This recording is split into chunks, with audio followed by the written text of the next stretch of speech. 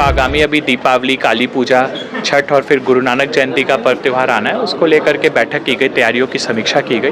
तो इसमें सभी जो आयोजक समिति हैं उन लोगों ने पार्टिसिपेट किया, साथ ही साथ जिला प्रशासन, पुलिस की और नगर निगम की टीम थी। इसमें सबसे पहले तो दीपावली को लेकर के हम लोगों ने डायरेक्शन दिया कि जहाँ भी काली पूजा के जो जगह पे आयोजन होता है उन जगहों पे साफ सफाई करने के लिए, साथ ही साथ जो आयोजक हैं उनके साथ कोऑर्डिनेशन करते हुए वहाँ पे मजिस्ट्रेट फोर्स की प्रतिनियुक्ति, ट्रैफिक की व्यवस्था, एम्बुलेंस, फायर ब्रिगेड की व्यवस्था और साथ ही साथ पंडालों में भी सफाई हो और वहाँ पे जो डिज्नीलैंड और मेला लगते हैं उसकी भी समय समय पे साफ सफाई हो, उन चीज़ों को करने के लिए डायरेक्शन दिया गया है। साथ ही काली पूजा का जो विसर्जन होता है उसको लेकर के भी डायरेक्शंस दिया गया है कि विसर्जन रूट्स को सभी थाना प्रभारी देख लें। जो विसर्जन के लिए जो तालाब वगैरह होते हैं उनको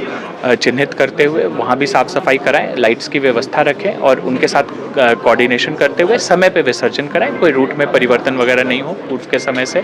साथ ही साथ जो छठ पूजा है उसको लेकर के जो अलग अलग तालाब चिन्हित किए गए हैं उन तालाबों में साफ सफाई का काम नगर निगम के द्वारा शुरू कर लिया गया है और फर्स्ट राउंड ऑफ सफाई जो है दीपावली तक कंप्लीट हो जाएगी और सेकेंड राउंड फिर एक दीपावली के बाद शुरू होगी।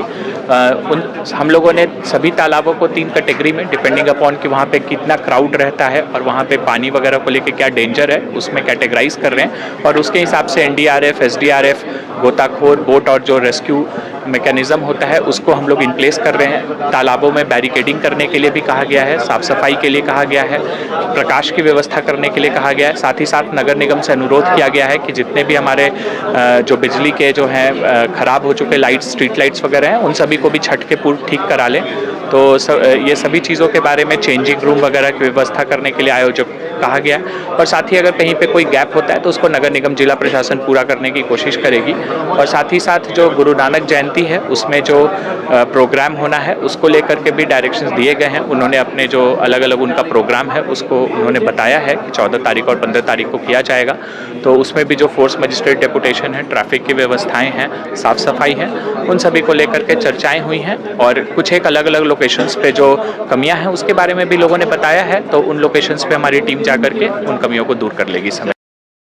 बिल्कुल। क्या है ये? अभी हम लोगों ने बताया है कि चूँकि चुनाव के बीच में ये हो रहा है तो हम लोगों ने बताया है कि जो आदर्श आचार संहिता अभी लागू है, चूँकि जो है अभी इलेक्शन का नोटिफिकेशन का पीरियड चल रहा है, तो उसमें सभी आयोजकों को बताया गया है कि जो एमसीसी के गाइडलाइंस हैं उसके अनुरूप वो लोग चीज़ों को करें। ठीक है, एमसीसी के गाइडलाइंस का पालन करें। साथ ही साथ जो पॉलिटिकल कलर या बाकी चीज़ें होती हैं उन चीज़ों के संबंध में जो ईसीआई का गाइडलाइंस है उसके बारे में भी उन लोगों को बता दिया गया है और उनको यह भी कहा गया है कि कहीं पे अगर उनको कोई कन्फ्यूज़न होता है तो एडीएम लॉ एंड ऑर्डर या एसडीओ से संपर्क कर लें।